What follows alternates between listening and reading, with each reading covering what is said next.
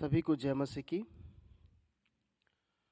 फिर से एक बार परमेश्वर ने ये एक मौका दिया कि हम लोग आज सुबह की प्रार्थना में बैठ सकें और परमेश्वर की आराधना और उसकी महिमा कर सकें, क्योंकि ये समय है कि हम प्रार्थना में लगे रहें, प्रार्थना करते रहें।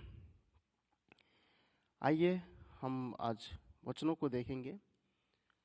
आज का जो वचन है वो गलातियों 5 उसका 17 से लेकर हम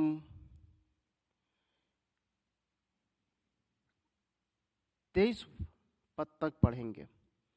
गलातियों 5 उसका 17 से लेकर 23 पद तक हम देखेंगे और वचन का शीर्षक है आत्मा का फल। वचन का शीर्षक है आत्मा का फल। आइए मैं आपके बीच में पढ़ दूंगा वचन, उसके बाद हम वचन के बारे में देखेंगे कि वचन हमें क्या बताना चाहता है। आज प्रभु का वचन हमें क्या देना चाहता है और आपके जीवन में एक अच्छा कड़ी को प्रभु जोड़ना चाहता है। आइए हम निकाल लेंगे। जितने भी लोग हैं जो आज सुबह की प्रार्थना में बैठे हैं, मैं उनसे निवेदन करूंगा कि आप सभी के सभी लोग वचन को निकाल लें। और आज वचन बहुत ही बहुमूल्य वचन है। ऐसे तो प्रत्येक दिन होता है, लेकिन आज कुछ ज़्यादा ही बहुमूल्य वचन है। आइए हम निकालेंगे और देखेंगे। वचन कहता है, क्योंकि शरीर आत्मा के विरोध में और आत्मा शरीर के विरोध में लालसा करती है, और ये एक दूसरे के विरोध है, इसलिए कि जो तुम करना चाहते हो वह ना करने पाओ।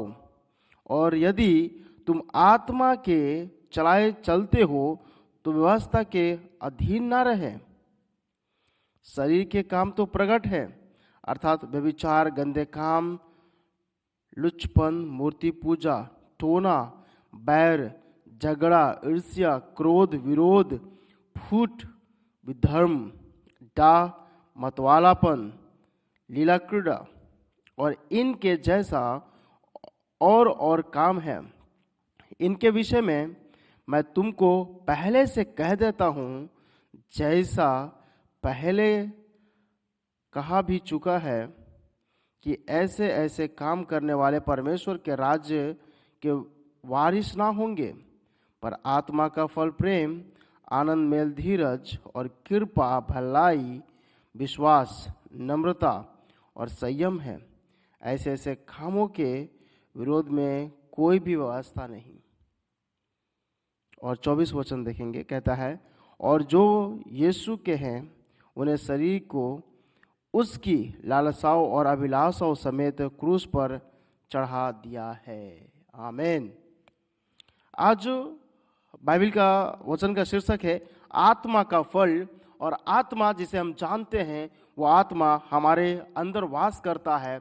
वो आत्मा, हम जब पवित्र आत्मा के लिए प्रार्थना करते हैं, वो एक अलग आत्मा है जो कि परमेश्वर द्वारा वो भेजा जाता है हमारी सहायता करने के लिए। और हम जो आज एक आत्मा के बारे में बात कर रहे हैं, वो आत्मा हमारे अंदर आत्मा के बारे में बात कर रहा है। जब आप उत्पत्ति में जाएंगे, जब परमेश्वर ने सृष्टि की रचना की, जब सृष्टि की रचना की, आदम और हवा को बनाया और परमेश्वर ने उसमें जान डाला, आत्मा को डाला, ताकि वो आत्मा हमारे शरीर में होकर हमसे बातें कर सके, हम किसी से बात कर सके। हमारा माइंड, हम जो सोचते हैं, हम जो विचारते हैं, आज वही आत्मा के बारे में हम देखेंगे और शरीर के बारे में देखेंगे। शरीर किन बातों के बारे में कहता है और आत्मा के फल के बारे में बात करेंगे। हम किस को अपने साथ रखना है और हमें कैसे उसको संभाले रखना है। हम सचमुच लालसाओं से घेरे हुए हैं। आइए हम देखेंगे। हम सबसे पहले देखेंगे कि शरीर के कामों को देखेंगे। कहता है कि शरीर के काम तो प्रकट है। शरीर के काम, यदि मैं आपको आज ये कहूं कि क्या आप अपने शरीर के कामों को जानते हैं? आपके शरीर का काम क्या है? आप कहेंगे कि पास्टर जी मेरा शरीर का काम है मेहनत करना, काम करना, मजदूरी करना, पैसा इकट्ठा करना और पैसा घर पर लेकर आना और अपने परिवार को देना, उसके जीवन को चलाना। मेरे शरीर को मैं साफ करता हूँ, साबुन लगाता हूँ, तेल लगाता हूँ, मैं नहाता हूँ, प्रतिदिन मैं इसकी सेवा करता हूँ, परफ्यूम लगाता हूँ और मैं अपनी शरीर का सेवा करता हूँ, मैं डोले सोले बनाता हूँ और मैं अच्छा दिखता हूँ, यही मेरा शरीर है। लेकिन यहाँ कुछ बातों को कहता है शरीर के बारे में बाइबल वचन कहता है कि अर्थात व्यभिचार, गंदे काम, लुचपन। जब हम 20 पद देखेंगे तो उसका कहता है कि मूर्ति पूजा, टोना, बैर, झगड़ा, ईर्ष्या, क्रोध, विरोध, फूट, विधर्म, डाह, मतवालापन, लीला क्रीड़ा और इनके जैसे और काम है। इसमें यदि हम देखें, कहता है व्यभिचार के बारे में बात कर रहा है। शरीर को व्यभिचार से छोड़ रहा है। शरीर जो हमारा है वो चाह रखता है, वो क्या करता है? चाह रखता है। हम किसी को देखते हैं, गलत नजर से देखते हैं, हम गलत विचारों को पैदा करते हैं, हम गंदे कामों को करना पसंद करते हैं, लुचपन वाली बातें करते हैं। मूर्ति पूजा जो आज इस समय भारत में पूरे दशहरा का माहौल चल रहा है, हम दशहरा के समय जाना पसंद करते हैं, हम मूर्तियों को देखना पसंद करते हैं। बेशक हम उसकी पूजाएं नहीं करते हैं, लेकिन क्या हम उन प्रतिमाओं की तरफ नहीं जाते हैं? क्या हम उन प्रतिमाओं की तरफ जाकर ये नहीं कहते हैं कि क्या अच्छा सजाया है, क्या अच्छा दिख रहा है, क्या अच्छा लग रहा है? हम परमेश्वर के लोग हैं, हमारा शरीर कहता है कि तुम चलो, मेरे साथ साथ चलो, मैं जाना चाहता हूं, मैं इस जगह पर चलना चाहता हूं। जब हमारा शरीर थक जाता तो हम कहते हैं ओह मुझे अब आराम करना चाहिए, मुझे अब आराम करना चाहिए, मुझे अब बैठने की जरूरत है, मुझे थोड़ा सा पानी की जरूरत है, क्योंकि मेरा शरीर इस चीज को मांगता है। हम क्या करते हैं? हम बिना सोचे समझे हम कहीं भी निकल जाते हैं। हम अपने आप से ये नहीं सोचते कि हमारा प्रतिफल क्या होगा, हमारा आने वाला फल क्या होने वाला है। हम किसी चीज को सोचते नहीं, किसी बातों को विचार नहीं करते, परमेश्वर को अपना समय नहीं दे पाते और हम निकल पड़ते हैं उन कामों के लिए जो काम हमारे लिए बना नहीं है। आज उसी के बारे में हम बात करेंगे, शरीर के कामों के बारे में हम बात कर रहे हैं। मूर्ति पूजा जो आजकल चल रहा है, टोना, बैर, हम आज अपने पड़ोसी से बात नहीं करते। बहुत सारे लोग हैं ना, आज वचन को सुन रहे होंगे। आज मैं आपको कहना चाहता हूं कि आप अपने पड़ोसी से बात कीजिए, आप अपने पड़ोसी से झगड़ा करना बंद कीजिए। बहुत सारे लोग हैं जो अपने पड़ोसी से बात नहीं करते। अपने पड़ोसी को आप जानते नहीं अच्छे से, आप अपने पड़ोसी से आप उसके तरक्की को देखकर जलन करते हैं। आप अपने पड़ोसी से प्रेम रखिए। परमेश्वर के प्रेमी, परमेश्वर के जन एक दूसरे से प्रेम करते हैं। हम क्या करते हैं? बैर करने लगते हैं, झगड़ा करते हैं, ईर्ष्या करते हैं, जलने लगते हैं, क्रोध करते हैं, हम किसी का विरोध करते हैं। हम कौन होते विरोध करने वाला? हम परमेश्वर के जन हैं। हम क्यों किसी का विरोध करें? हम क्यों किसी चीजों को लेकर हम विरोध करें? हमारा काम है परमेश्वर के वचनों को फैलाना, परमेश्वर के कामों को करना। हम शरीर के अभिलाषाओं को पूरी करने में लग जाते हैं। हम प्रतिदिन चाहते हैं कि हमारा काम बन जाए, हमारा सफल हो जाए। यहां कहता है क्रोध। क्रोध जो शब्द है ना, कहते हैं कि मनुष्य को खत्म कर देता है, मनुष्य को जला देता है। क्रोध एक ऐसा शरीर का सबसे बड़ा घाव है। मैं कल की बात बता रहा हूं। कल मैं एक जगह गया था, किसी ने मुझे भेजा था कि आप मेरे लिए जाइए और वहाँ पर एक काम है, बहुत बड़ा काम है, आप मेरे लिए थोड़ा सा कर दीजिए करके। मैंने कहा ठीक है, मैं आपके कामों को करने के लिए तैयार हूँ।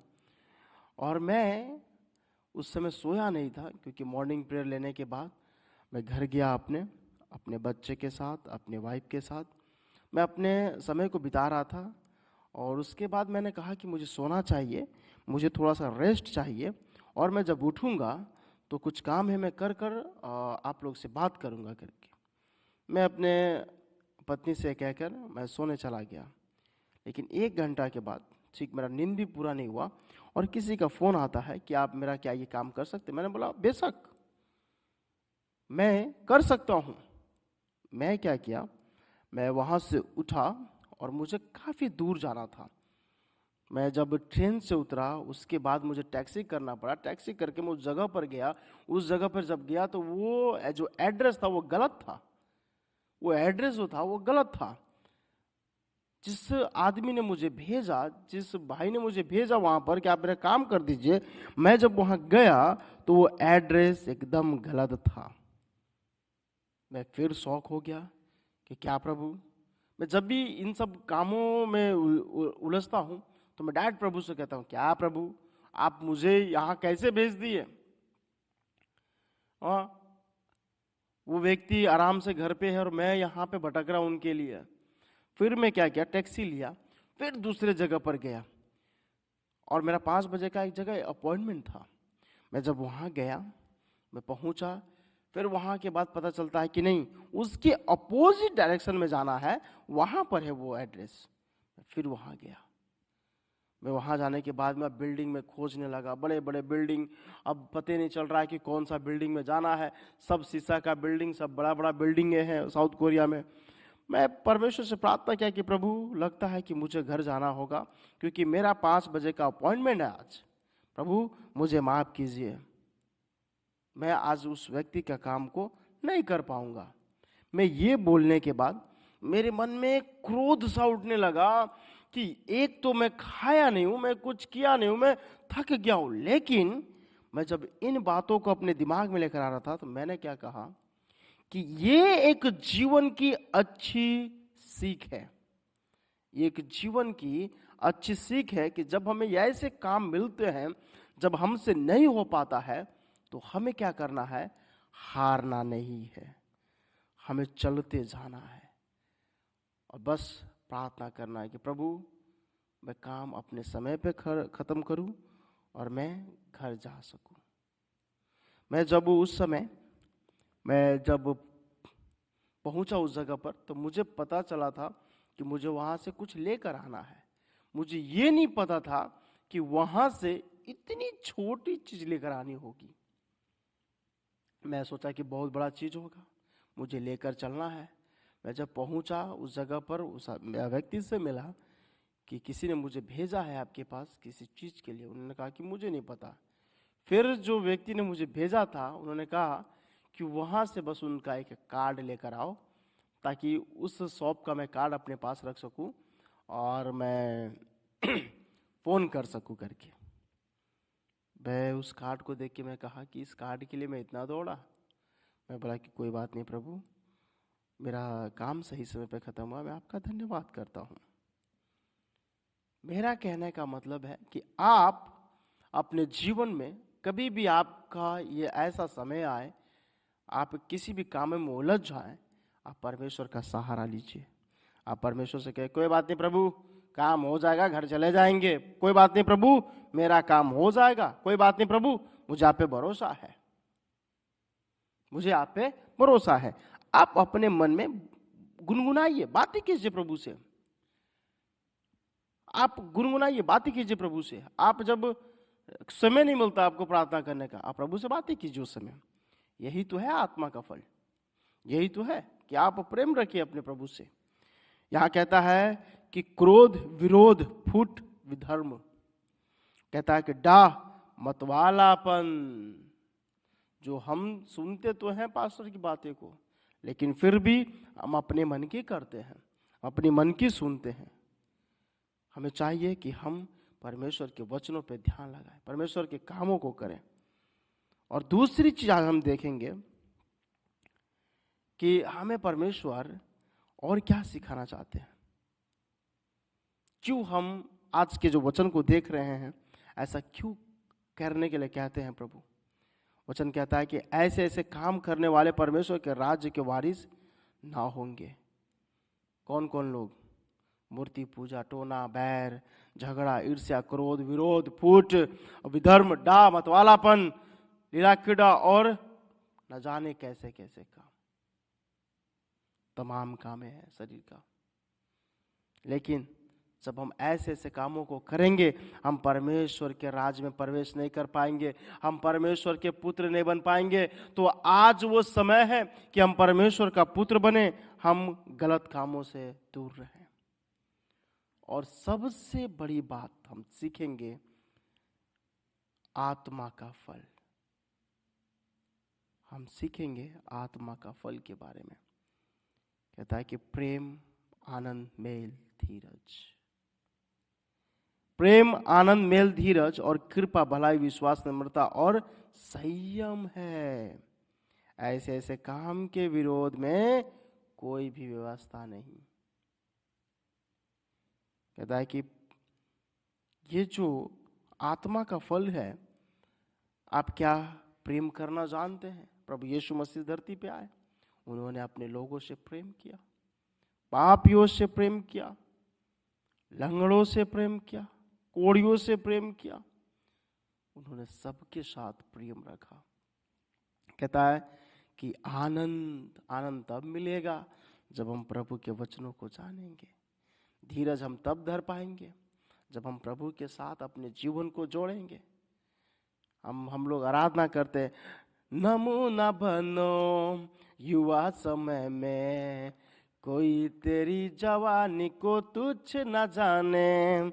नमूना बनो चाल से चलन से, नमूना बनो चाल से चलन से, नमूना बनो युवा समय में, नमूना बनो।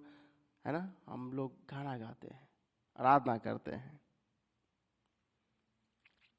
ये हमें सिखाता है आत्मा के फल के बारे में कि हमें क्या करना है। हमें सचमुच धीरज रखना, प्रेम करना है। कहता है कि और कृपा, भलाई, विश्वास, हमें विश्वास करना प्रभु पे। कहता है कि नम्रता होना चाहिए हमारे जीवन में। जब हम क्रोध को मारेंगे, जब हम ईर्ष्या को मारेंगे, तब हमारे जीवन में नम्रता आएंगी। और नम्रता तब पैदा होती है जब हम प्रभु के वचनों को प्रतिदिन हम देखते हैं। और कहता है कि और संयम हमारे जीवन में होना चाहिए। संतुष्टि, हमें संतुष्ट होना है। हमें हर एक बातों में संतुष्ट होना है, हर एक चीज़ों में हमें संतुष्ट होना है। जो भी हमें मिलता है प्रभु की ओर से, हमें संतुष्ट होना है, प्रभु का धन्यवाद करना है। हमें इन चीज़ों को क्यों करना है, किस लिए करना है, क्यों करना चाहिए, हम परमेश्वर के पास से हमें क्यों जाना चाहिए, आज हम आपको बताएंगे कि हमें शरीर की बातों को क्यों नहीं मानना चाहिए, हमें आत्मा पे क्यों भरोसा करना चाहिए। क्योंकि हमारा आत्मा का गाइड्स हमारा परमेश्वर के साथ है, क्योंकि हमारा आत्मा हम प्रभु के साथ जोड़ते हैं। आइए हम देखेंगे। उससे पहले 16 वचन में क्या कहता है वचन? कहता है कि मैं कहता हूं, कहता है कि पर मैं कहता हूं, आत्मा के अनुसार चलो तो तुम शरीर की लालसा किसी रीति से पूरी ना करोगे। हमें आत्मा के अनुसार चलना है, हमें आत्मिक रीति से चलना है, हमें आत्मिक बनना है। हमें अपने आत्मा रूपी जीवन को सौंपना है। हमें आत्मा जब हम प्रभु को सौंपेंगे, हमें याद रखें कि हमने पूरा शरीर को प्रभु को दे दिया। इसीलिए कहता है 16 वचन उससे पहले कहता है कि पर मैं कहता हूं आत्मा के अनुसार चलो तो तुम सारी शरीर की लालसा किसी रीति से पूरी ना करोगे। तो हम प्रभु को कहें कि प्रभु मेरे जीवन गाड़ी को तू चला, मेरे जीवन गाड़ी को तू चला। आपको याद होगा बच्चे लोग आराधना करते हैं, गाते हैं, एक आराधना है, मेरी जीवन गाड़ी को तू ही चलाए प्रभु, छोटे से दिल में तू ही वास कर प्रभु, मेरे छोटे हाथों को, इन छोटे हाथों को काम करना सिखा दे। मेरे छोटे पाँवों को, इन छोटे पाँवों को प्रभु चलना तू सिखा दे। मेरे छोटे मुंहों को, मेरे छोटे मुंहों को प्रभु अच्छी बातें करना सिखा दे। ये है हमारी आशा। प्रभु के अनुसार हम जब चलते हैं, जब हम प्रभु के अनुसार हम जब अपने चालों को रखते हैं, जब चलन को रखते हैं, अपने शरीर को रखते हैं, हम अपने आत्मा को रख देंगे, तो हमारा जीवन सुधर जाएगा। और 17 वचन हम देखेंगे जब कहता है, क्योंकि शरीर आत्मा के विरोध में और आत्मा शरीर के विरोध में लालसा करती है, और यह एक दूसरे के विरोधी है, इसीलिए कि जो तुम करना चाहते हो वह ना करने पाओ। इसलिए आज जितने लोग हैं, आज जो वचन को हम सुन रहे हैं, आज हम अपने आप को प्रभु को सौंप दें कि प्रभु मेरी आत्मा को तू चला, है ना। हम पुकारते हैं ना, पवित्र आत्मा, पवित्र आत्मा मुझे ले चल यीशु के चरणों में। पवित्र आत्मा, है ना। हम आराधना करते हैं, हम आत्मा को पुकारते हैं। जब यीशु मसीह इस दुनिया को छोड़कर जा रहे थे मेरे मित्रों, उस समय कहता है कि यीशु मसीह ने शरीर छोड़ आत्मा जब उनके शरीर से निकली, प्रभु उस समय आत्मिक रूप से था, और वो जब लोग वहां गए शरीर दिखाई नहीं दिया, लेकिन स्वर्गदूत आए स्वर्ग से उनको लेने के लिए। हमारी जो आत्मा है, हमें क्या करना है आपको मालूम होना चाहिए। आत्मा का फल हमें पता होना चाहिए कि आत्मा का फल जो प्रेम, आनंद, धीरज, कृपा, भलाई, विश्वास, नम्रता और संयम है, ऐसे ऐसे कामों के विरोध में कोई व्यवस्था नहीं है करके हमें जानना है कि हमारा आत्मिक फल क्या है, हम कैसे प्रभु में हमेशा जुड़े रहेंगे। तो मैं चाहता हूँ कि आप आज जो वचन से सीखे हैं, आत्मा का फल के बारे में आप जानें कि हमें शरीर को बिल्कुल दूर रखना है, आत्मा से प्रार्थना करना है कि प्रभु मेरी आत्मा को मैं आपको सौंपता हूँ। आइए हम प्रार्थना करेंगे और प्रभु को अपना जीवन को सौंपेंगे। महान जीवितकारी धर्म मेरे पिता परमेश्वर यहोवा, फिर से एक बार आपके सन्मुख आते हैं और आपका धन्यवाद करते हैं। जितने भी लोग प्रभु जी आज इस प्रार्थना सभा में जुड़े हैं, हम उनके लिए धन्यवाद करते हैं। तो तेरा वचन करता है कि मूर्ति पूजा से हमें दूर रहना है, टोना से, बैर से, झगड़ा से, ईर्ष्या, क्रोध, विरोध, फूट, प्रभु हमें मतवालापन से दूर रहना है। प्रभु आत्मा का फल अपने जीवन में हम रखना चाहते हैं। प्रभु प्रेम, आनंद, धीरज, कृपा, भलाई, विश्वास, नम्रता, संयम प्रभु हमारे जीवन में आप रख दीजिए, ताकि हम सारी अभिलाषाओं से दूर होकर प्रभु मैं आपके कामों को करने वाला हो सकूं।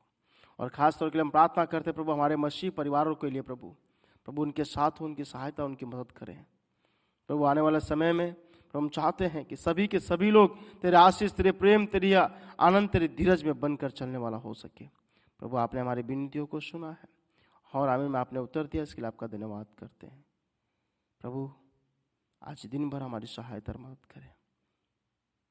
तुम आपके मीठे मधुर नामों से मानते, आमीन, आमीन, आमीन। सभी को जय मसीह की। प्रभु आप सभी को आशीष करें। जितने भी लोग आज प्रभु के वचन को सुनने के लिए आज सुबह सुबह उठकर प्रार्थना बैठे हैं, मैं परमेश्वर का धन्यवाद करता हूं कि प्रभु आप सभी को आशीष करें। प्रभु आपके घर को, आपके बिजनेस को, आपके कामों को प्रभु आगे बढ़ाए, और प्रभु में आप हमेशा अपना पहला स्थान दें, पहला मॉर्निंग आप प्रभु को दें, उसके बाद जीवन का कोई भी कार्य करें।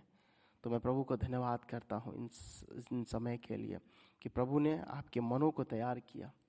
और जितने भी परिवार हमारे साथ जुड़े हैं प्रार्थना के लिए, मैं उनका धन्यवाद करता हूँ, मैं तहे दिल से उनका धन्यवाद करता हूँ। और मैं चाहता हूँ कि जितने भी लोग इस वीडियो को देख रहे हैं, मैं उनसे निवेदन करता हूँ कि आप इस वीडियो को अपने फ्रेंड तक, अपने मित्र तक भेजने का कोशिश करें, ताकि वो लोग भी आप प्रभु के वचनों को सुन सकें। तो मैं चाहता हूँ कि आप जरूर इन कामों को करें। प्रभु आपको आशीष करें। सभी को जय मसीह की।